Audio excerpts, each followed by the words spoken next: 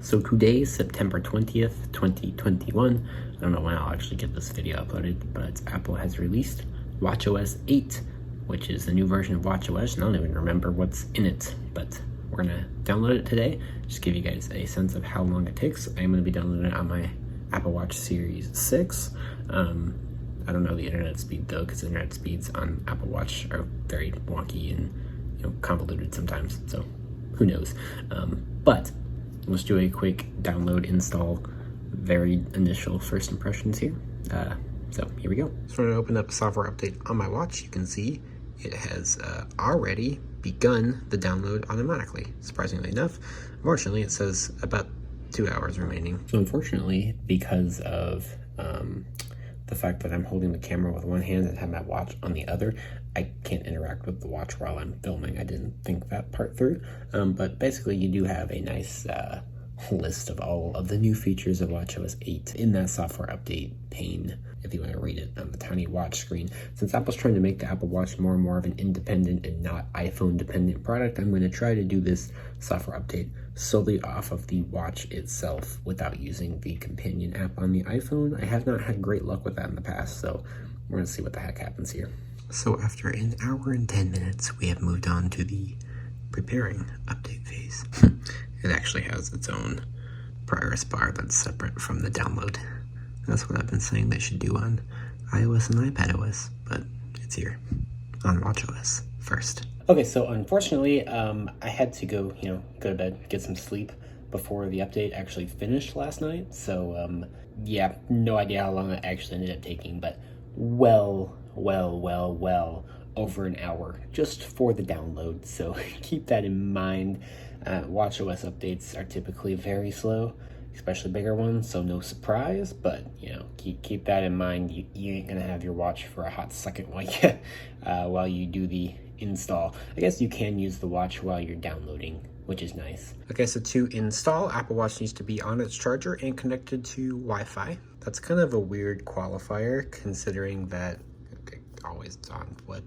That's kind of a weird qualifier, considering that your watch is usually connected to your phone. That does work too. Okay, we're on the charger now, which means I gained my hand back. So let's go ahead and click install to install Apple Watch update. What the heck? Okay, so unfortunately, the Apple Watch end user license agreement does have to be agreed to via the Apple Watch companion app on your iPhone. So you actually cannot do this update straight from the watch, unfortunately. We hit agree now, so let's head back to the watch. Okay, we did that, so I'm gonna click OK, and let's try again. Okay, so to proceed with the update, enter your passcode. All right, now the update is verifying WatchOS 8. I don't really know if there were any huge standout features for WatchOS 8. It looks like just a lot of small improvements to apps throughout, which is typical and still well appreciated. What the heck? Oh, that verified a lot faster than my iPhone and iPad have been verifying lately. So now we get our kind of Apple logo popping up. I'll go ahead and let this happen in real time, although I don't know exactly how slow it's going to be. But what's cool about the Apple Watch is you actually, instead of having the same kind of progress bar you have on like every other Apple device software update, here you get like a ring thing. So here it is. You can see there's a blinking tick mark there to indicate where the update is currently at, and then this ring will like slowly populate all of those tick marks until the update is complete.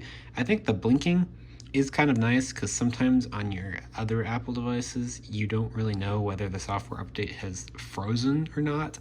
I personally have only had a software update freeze on me once, but it's still good to know. At least here I have the confidence, as long as it's blinking, it's probably still doing its thing. It's only been about 5 minutes since we started the install, and somehow it's already done. Thought that was gonna take a lot longer. Let's see if anything's changed in the weather app, because there were some significant changes in iOS, and nope, no there's not. So you can see the Breathe app got a new logo for some reason, and there's different types of breathing sessions you can do now if that's your thing. These are new apps. I don't know what these are. Oh, okay. So that's like a Find My feature. I've been wanting that on Watch for a long time. It doesn't appear to work though. Here's find items from like AirTags and stuff. Yeah, this might just take a while to sync, but that is awesome. I've been wanting that on WatchOS for a long time. Somehow I missed that that was coming in this update. Taking a look at the updated maps here. At least they were updated on iOS.